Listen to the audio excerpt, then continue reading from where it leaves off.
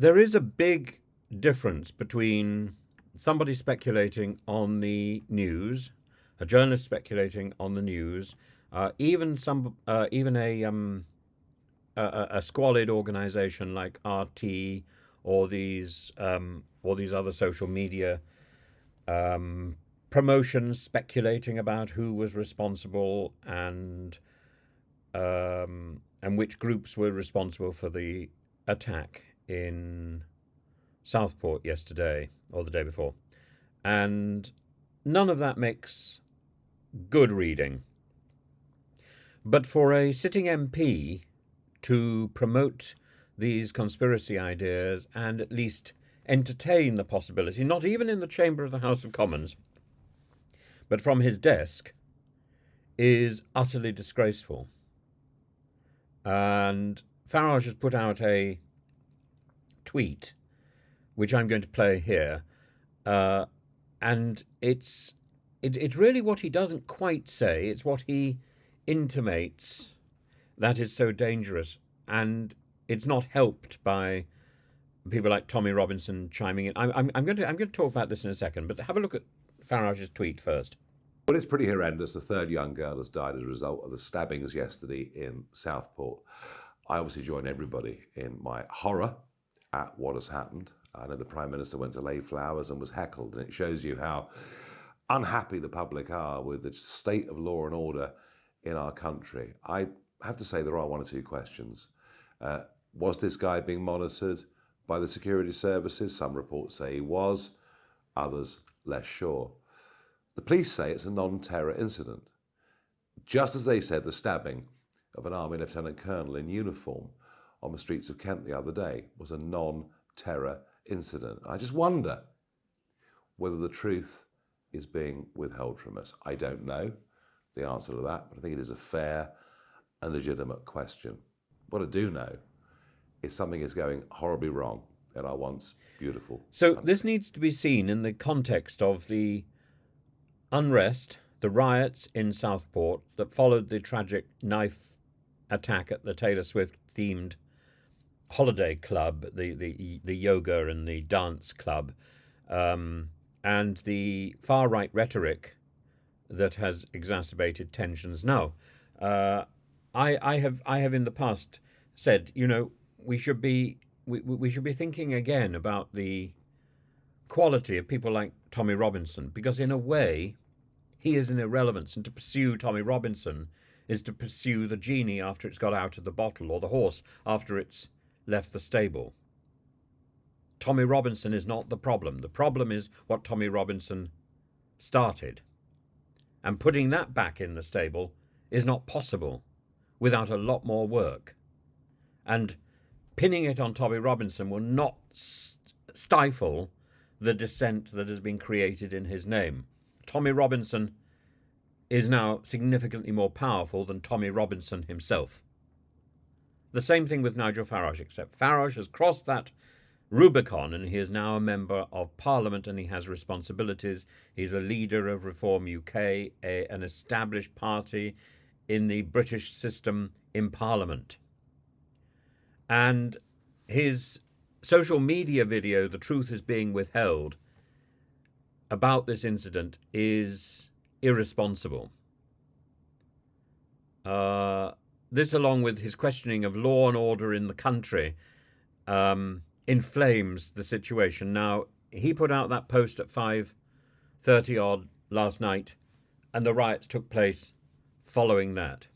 I'm not suggesting he's directly responsible for those riots, but I am suggesting that he doesn't help. And Brendan Cox, the widower of the murdered MP Joe Cox, compared Farage to Tommy Robinson, accusing him of spreading hate and exploiting the tragedy to further his agenda. But the difference between Tommy Robinson and Farage is an elected MP. And Tommy Robinson is irrelevant.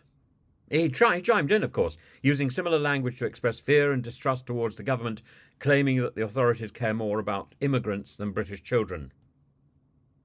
These statements have contributed to the violent outbursts in Southport, including the damage to a mosque, injuries to police officers and their dogs.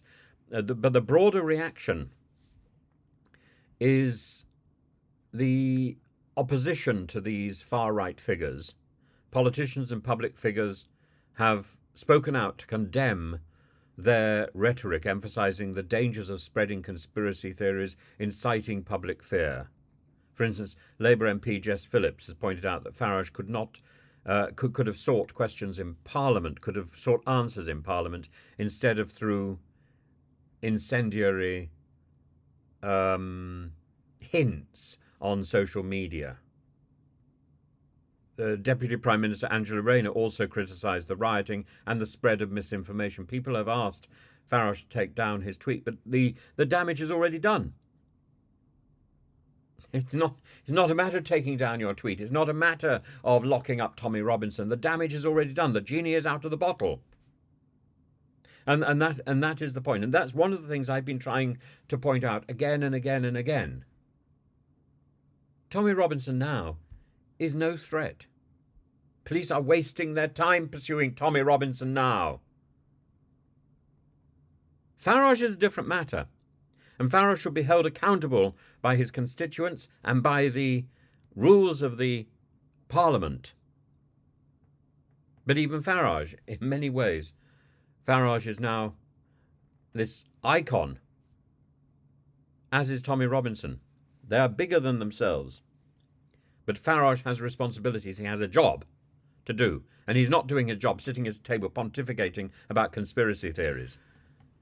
Brendan Cox has called Nigel Farage Tommy Robinson in a suit, speaking out of the Trump playbook. Well, that's okay when you're not an elected politician. When you're an elected politician, you need to take care of what you say. And Tobias Elwood has called on Farage to take down his tweet saying, "I lost my brother to terrorism," to ramp up hatred online by claiming that the Southport attack was terrorist-related, culminating in riots, a mosque damaged and 27 police injured, is not just reprehensible but needs addressing. Otherwise it will happen again. Disgusting how a sitting MP deliberately inflames tensions without any justifications. Farage should delete this tweet. He's quite right. He's quite right. This situation highlights a troubling trend where far-right leaders like Farage and Robinson are energising a segment of the population by promoting simplistic and dangerous narratives. Their rhetoric has real-world consequences, stirring unrest and division, and it's very difficult to say who should be held responsible. Tommy Robinson only has to blink, and people genuflect in his direction. It's not his intent anymore. Farage, different matter. And it's crucial to resist these influences by promoting truth, patience, respect for the processes that govern investigations and public discourse, but also to urge unity, to urge a recalibration of our society, to promote unity, to promote cohesion. I think this comes down to education. The events in Southport are a stark reminder of the impact of irresponsible public statements, especially from prominent elected figures who ought to shut up and know their place.